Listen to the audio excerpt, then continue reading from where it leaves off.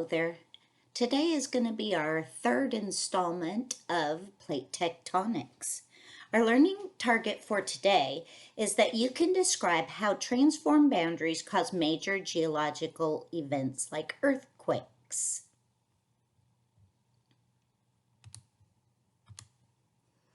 So let's review real quick. Please remember that plates are the sections of the Earth's crust. The line between each plate is called a boundary.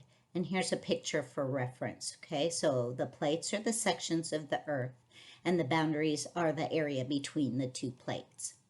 There are three ways that plates move. We talked about divergent boundaries pulling apart from each other, convergent boundaries crashing into each other. Today we're going to talk about transform boundaries.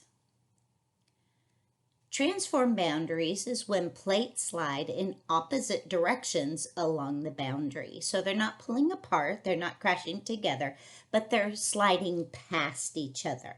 Okay. Scientists also call this shearing.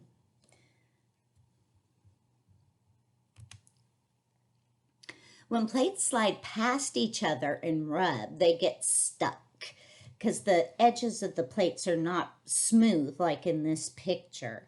They're bumpy and, rocks stick out, and one rock can get stuck on another, or several along the line will get stuck and try and move, and they can't, and they build up lots and lots of pressure.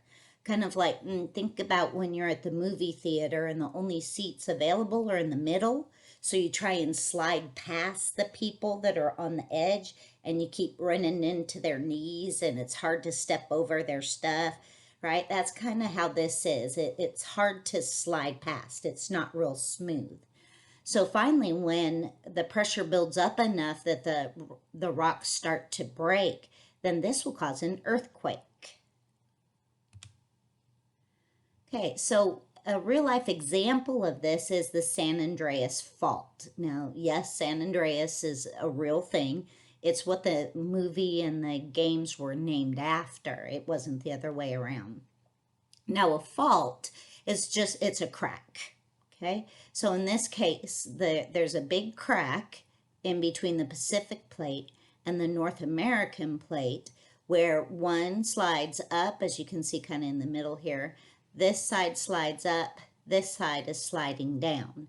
And so when the pressure builds up, you get an earthquake that happens upon release all along this fault.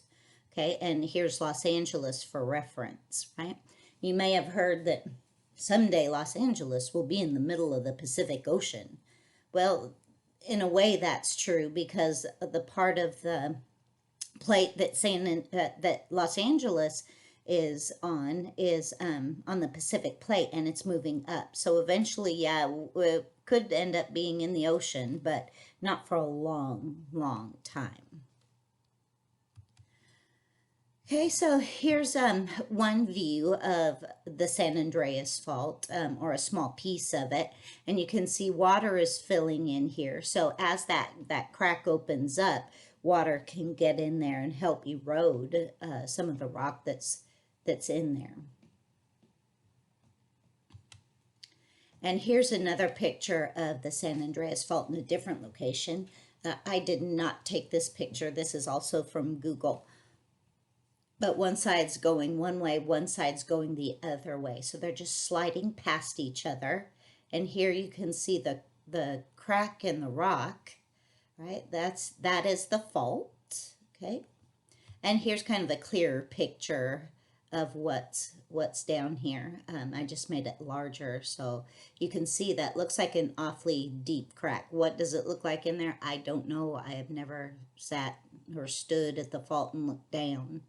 Okay, but again, when the pressure builds up and it finally breaks, we get earthquakes. So let's review. Transform boundary is where two plates are sliding in opposite directions. The land formations that are formed are faults, the crack in the ground, and we get earthquakes. Not volcanoes, not mountains, not trenches, just earthquakes. Okay, so let's look at our learning target.